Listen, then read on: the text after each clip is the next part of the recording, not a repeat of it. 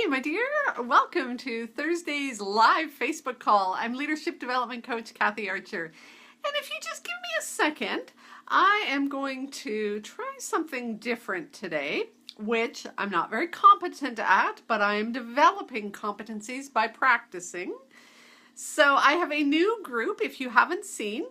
There is a new group in the that I've been sharing in this Facebook, what's this one called? Page, sorry, I'll get this right. In this Facebook page, I've been sharing a new group, and it's called Confident Women Leaders. And so I am going to share this. Let's see if I can share it into the Confident Women Leaders group so that the people in that group can see this broadcast as well. So, hoping that this is working. But again, new technology for me, not feeling very competent at it, but the more I practice, the more confident I get. See how that all fits together with what I've been talking about for the last few weeks? So, I have been talking about that. The fact that we need to increase our competencies, then we need to practice them and have the courage to practice them, and that develops our confidence. And most of you are all leaders or aspiring leaders. And part of what we kind of question sometimes is, so what should I be growing or developing? What are the skills that I need to be having to be an effective leader? What are the competencies I need to have? And so I thought today I would talk about some of those competencies because, again, we often move into leadership positions because we are good at the job. That does not mean we're good at leadership. Doing that front end job is a whole different ball of wax than leading a group of people to do that job. And if you want to get good at leading so that not only can you lead well and do a good job, but also feel good at the end of the day. Good Lord, if you feel incompetent and incapable and you're running around frantically and you're not having the impact you want with the people you're leading, life sucks. It feels awful. It feels crazy. It feels overwhelming. It feels disempowering. So you need to develop the leadership competencies so that you can lead. So let's talk about what some of those leadership competencies are. So many people will think about the basics in leadership. So knowing how to organize, team development, running effective meetings, the whole proposal writing, budgeting, all of those kinds of things are definitely leadership competencies. And so I took a quick peek this morning on the local community college and, just looked at their leadership program and what are the competencies they're teaching. So here's some of the things that they talked about. And so as I go through these, think about how good am I at doing that? Have I ever had any training in that? Do I know what it means even or how to do it with my team? So here's some of the competencies for leaders. Accounting and budgeting. And so that includes things like spreadsheets and knowing how to read budget reports and profit loss statements and all of that weird kind of stuff. Then you can look at things like conflict resolution. Knowing what your personal space is, knowing how your body language speaks to other people, knowing how to paraphrase without sounding like you're parroting and annoying the crap out of people. Communication skills, listening and feedback. Developing effective teams, knowing the stages of forming, storming, and norming, knowing that whole difference between sharing leadership and followership. I mean, I think that we think that we are the only one that can lead. We're the only one that can do anything. And in truth, we should be sharing that leadership with our team. So understanding how to do that. Decision making and problem solving, knowing how to effectively brainstorm, knowing what a SWOT analysis is. If you don't know that one, look it up. Performance management, knowing how to coach people and how to deal with things when things aren't going so well. How do you grow and develop your team? Speaking, how do you run a meeting? How do you get that meeting to go effectively? The whole piece around supervising, setting goals for your employees, motivating them, moving them forward, giving instructions. Then that whole piece around leadership, vision, mission, values, knowing the difference between leadership and management because they're two very different things. So that's kind of what some of the competencies are, the skills that we need to develop as effective leaders. And I want to take it one step further today because one of the things that I know to be true in leadership is you can do the basic skills of leadership, but sometimes you still struggle. And what it often comes down to is having an understanding of kind of what's behind those skills, or how do you develop that inner level of ability to lead despite some of the challenges that are going on, despite some of the things that are going on. One of the things that I do when I work with my ladies in my Women with Grit program is they go through what's called a leadership circle assessment profile. And that leadership circle assessment takes them through the basic competencies that leaders need to have to take their teams forward. So there's a point where you can have the basic skills to kind of survive, but what if you want to thrive as a leader? What if you want to take your team even further and do even more things? What's that kind of next level of competencies that you need to have? So when we go through the leadership circle assessment, these are the competencies that we're looking at. So let me kind of go through them. The first one is relating. And that's your capacity to relate with other people. So think about your relationships. Are you able to be warm and caring and have compassion for people? Are you able to develop your team so that not only do they get along, but do they get things done too? Do you collaborate with other people? So think about your partners, your other people that fund you, other agencies, the community members. Are you able to develop relationships with those people that help to foster the growth and development of your organization and your team? Are you good at mentoring people? Are you good at growing people? I mean, you have to be able to not only look at what needs to get done, the kind of basic work, but you also need to look at your team and how are you developing them so that they're coming along behind you and helping to lead. Are you good at interpersonal intelligence? And this one in my mind is key, and we spend a lot of time in the work that I do with my clients going through this one. Can you listen? Can you engage in conflicts? But can you deal with the feelings of others?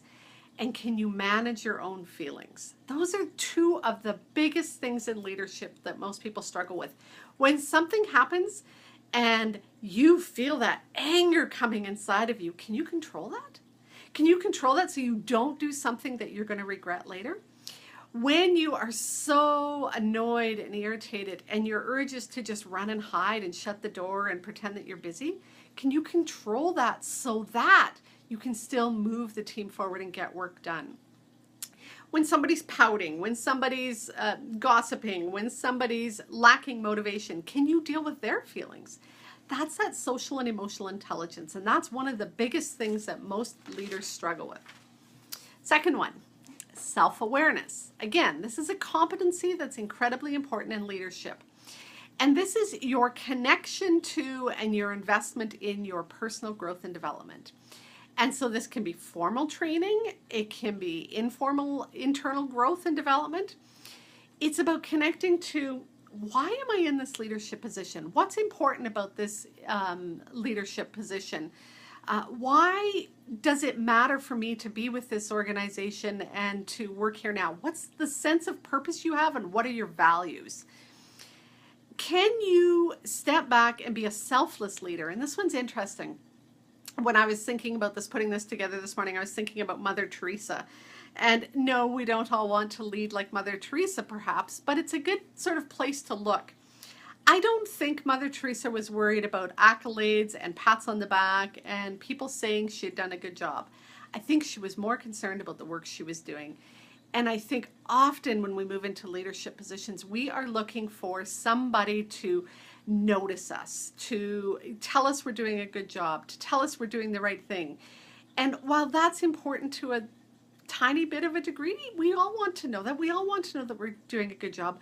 We also have to recognize that as a leader, we're here for a bigger purpose, and we have to step back and allow ourselves to see that bigger purpose and focus on that vision rather than simply waiting for people to give us the acknowledgement that we're doing a good job. Not always easy in leadership. But the truth is, leaders are often the last one to be acknowledged. And while again, I don't necessarily agree with that, and I don't think that's the best way for people to be, I do think as leaders we have to recognize that that's part of it. Another part of the self-awareness, how balanced are you? Leadership's a tough position. It's incredibly stressful. Can you handle the stress of leadership? Have you learned the skills around balancing life, work-life balance, stress reduction, renewing after you've just been drained completely for a day. Those are part of that self-awareness. And again, that comes back to your ability to deal with things in a stressful situation. Can you manage your emotions? Can you deal with other people's feelings in those moments when it's kind of tricky? You have to be on your best game in order to do that. And if you're going to be on your best game, you need to be looking at, have I got enough sleep? Have I ate so that my blood sugars aren't dropping? Have I moved my body so that I'm not, falling apart and tense? Those kinds of things. Am I looking at the work-life balance? Am I looking at health and wellness so that I am at my peak, so that I can be on top of my game and deal with those emotions and other people's feelings and the stress of the job when it arises? So that's self-awareness. Third one, authenticity. So, can you relate to others in an authentic, courageous, and high integrity manner? What I want to know is, are you being you? Are you leading authentically?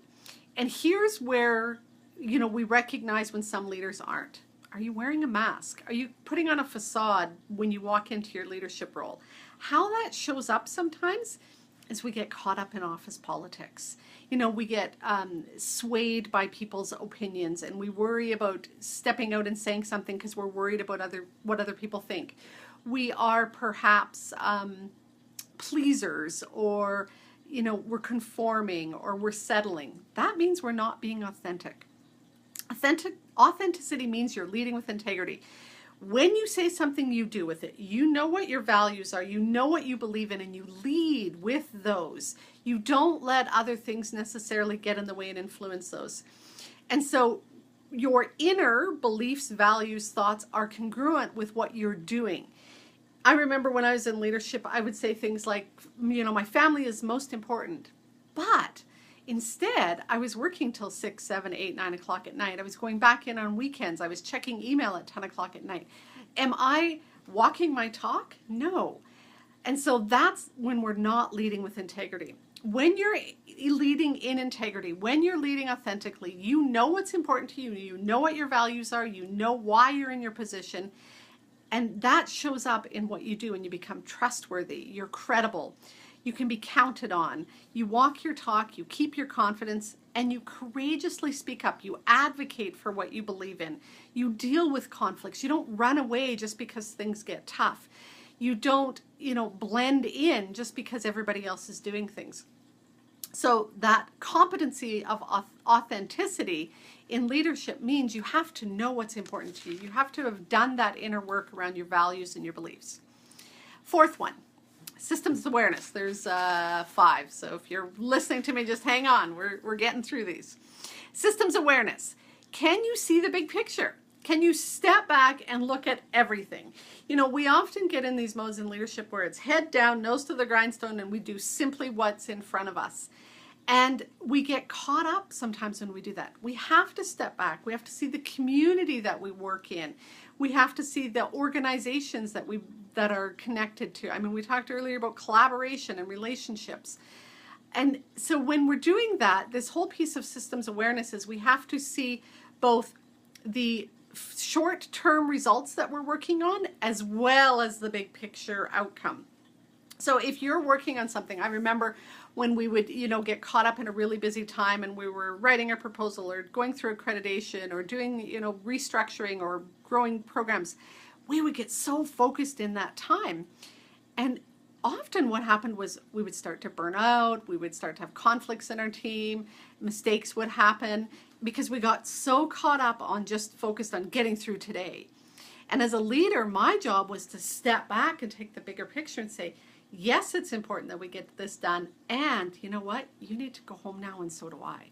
And we'll come back tomorrow and we'll start again fresh. That's what a leader does, is steps back and sees the bigger picture. They're able to say things like, I recognize that this is what seems most appropriate for our team right now, but when we step back and look at it in the bigger organization or how that fits with other community agencies, perhaps that's not the way we need to go. So that's what that systems awareness is. And the last one, achieving. Are you good at achieving results? it's great if you have a team that gets along and you're all, buddies and there's no conflict on your team. But if you don't actually get stuff done, that's no good.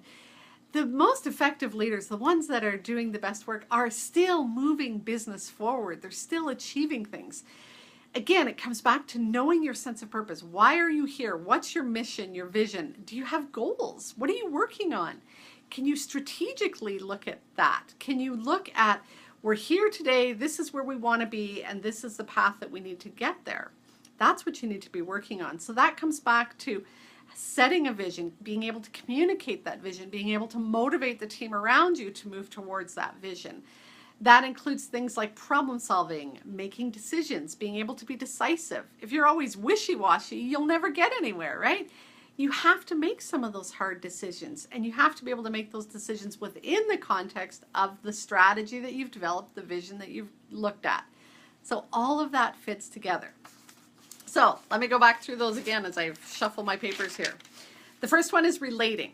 So as a leader, if you are developing leadership competencies, make sure you've developed the ability to relate well to others, both within your team, within the organization, and within the community you work with. That includes things like team building and things like that.